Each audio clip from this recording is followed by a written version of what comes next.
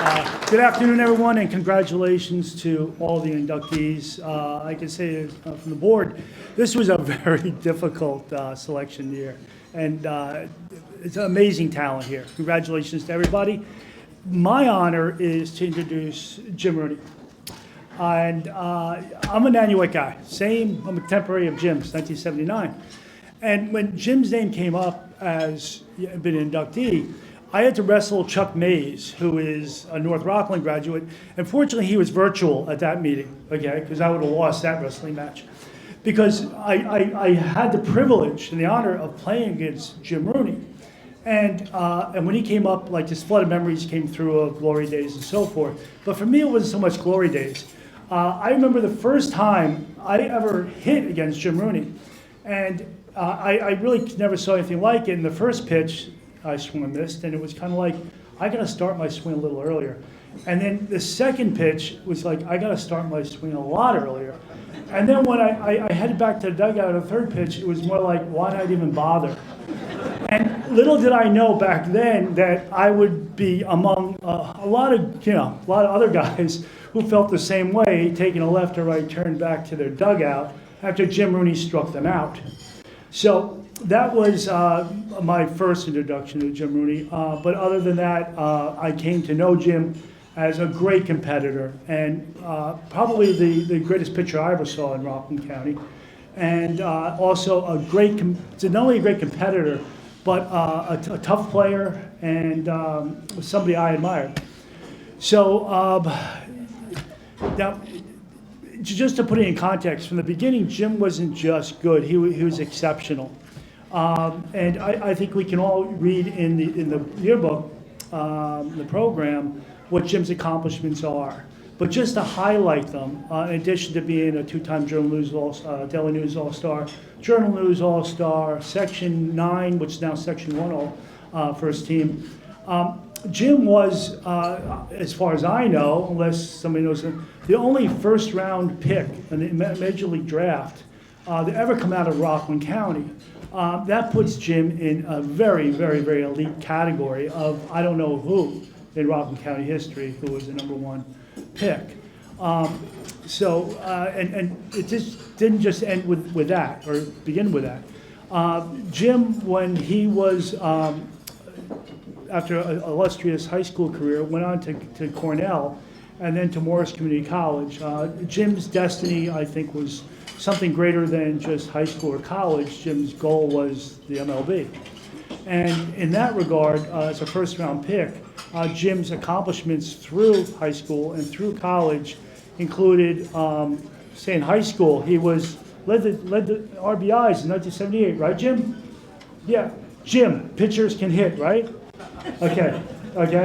And then he went on to hit .465 at Morris Community College, right, Jim?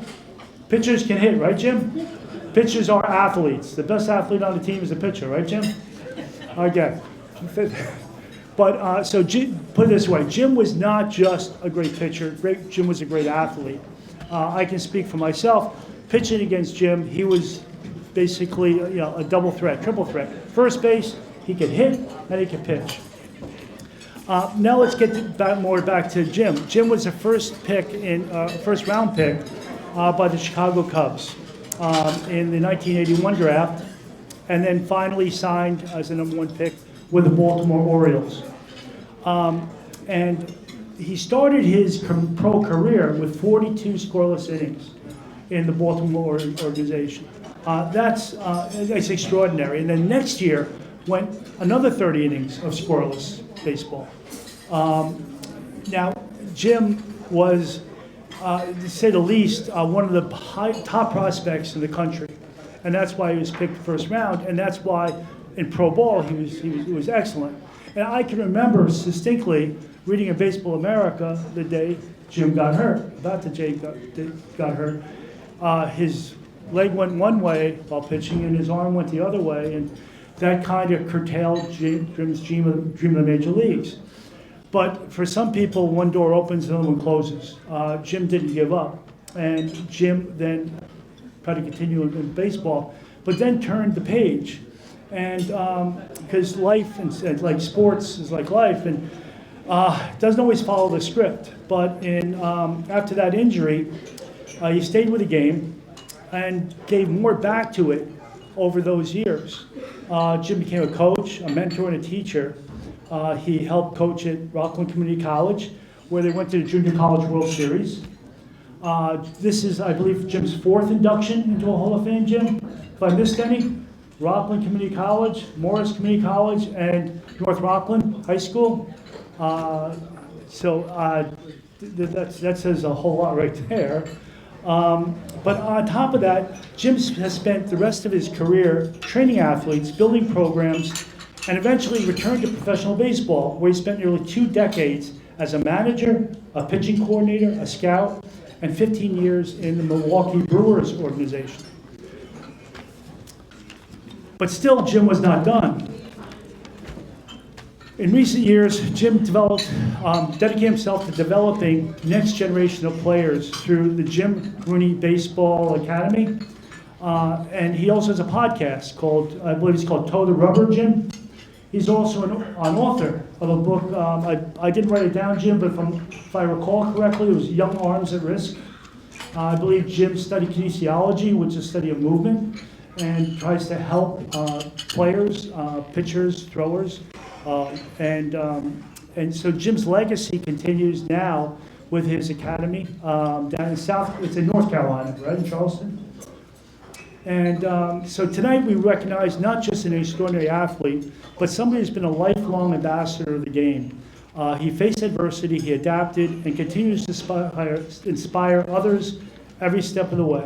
Jim's story is one of excellence, resilience, and lasting impact, and it's my absolute privilege and honor, Jim, to welcome you to this year's class, 2026, Rockland County Sports Hall of Fame. Well, first of all, thank you everybody for coming. Before I get started, I know there's a table in the back who'll probably think that it's impossible for me to keep this short, but I'm going to do my best. First, I'd like to thank the committee, for this great honor. Every athlete hopes their work leaves a mark, but being inducted into the Rockland County Sports Hall of Fame is a different level of validation, and I thank you all. For me personally, what made this truly special was that the man who delivered it, the person that gave me the phone call, was Kurt Lundgren himself. For anyone in the audience that was around in the late 70s, Kurt and I, we had some classic legendary pitching duels. I mean, usually, I can remember one specifically where I threw 9 shutout innings and Kurt threw 17 shutout innings and beat us 1-0. So Kurt, thanks again. It was an honor to be on the same field with you back then, and it's an honor to be here in this room with you now.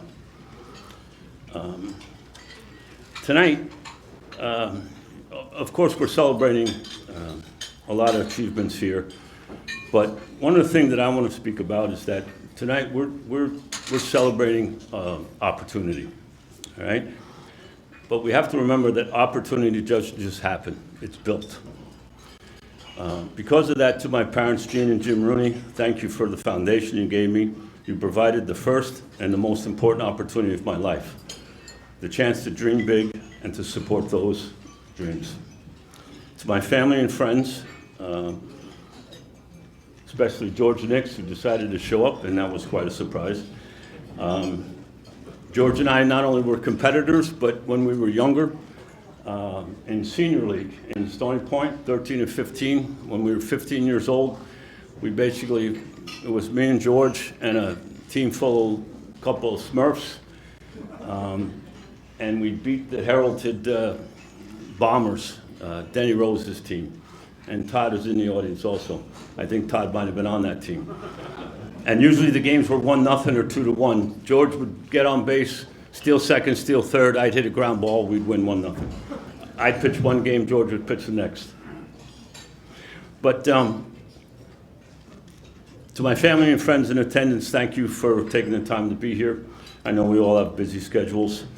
Your support has been constant through every inning of my career, and sharing this moment with you is what makes it real. Next point I want to make is there's three specific men, besides all the different coaches, the great coaches I had at North Rockland, and many others, even in pro ball. But there was three gentlemen that had a profound influence on me, okay? First was my father. He taught me the mental game long before I knew what it was even called. He taught me the importance of focusing on the task at hand. Being the here and now, the only thing that really mattered is the next pitch, whether you're going to catch it, throw it, or hit it. Secondly is my coach at North Rockland High School when I was a junior, Coach Bob Nadell. In 1978, he took this young, slender left-hander, and he must have saw something. And as a result, he gave me the opportunity to believe that I belonged, excuse me, on a bigger stage. Third person with a great influence, the one that I say is mainly responsible for my professional career, is Mr. Ralph DeLula, the director of the Major League Scouting Bureau. Ralph was the man who held the keys. He gave me the professional opportunity that every kid in this county dreams of, the chance to play baseball for a living. What made these gentlemen so special is that they understood that opportunity shouldn't be a closed door. I had the honor and the privilege back in, I believe it was the fall of 1981. I returned to see Coach Nadell and Coach Keeley, Danny Keeley, at Rockland Community College. And Mr. DeLula had a conversation with me after I came off a pretty successful first season. And he said, "Hey, Jim, by the way, where did you go to high school?" And I said, "North Rockland High School." He goes, "Oh, yeah, North Rockland, Rockland County. That's a black hole. I haven't sent scouts there in years." And I said, "Well, you know, Mr. DeLula, I'm not smart enough to tell you, you know, you're the pro ball guy. Anybody in Rockland County is good enough to play for professional baseball.